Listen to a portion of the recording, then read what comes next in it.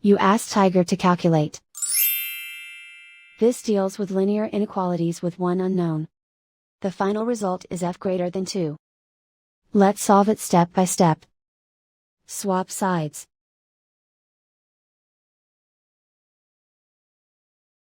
Group all constants on the right side of the inequality. Add 15 to both sides.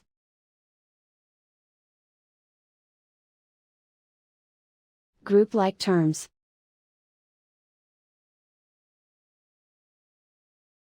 Simplify the arithmetic.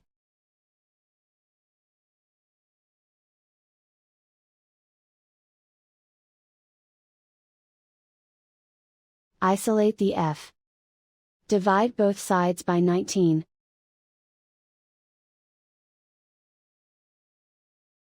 Simplify the fraction.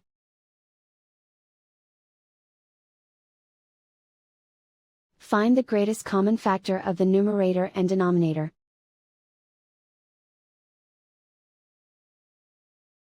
Factor out and cancel the greatest common factor.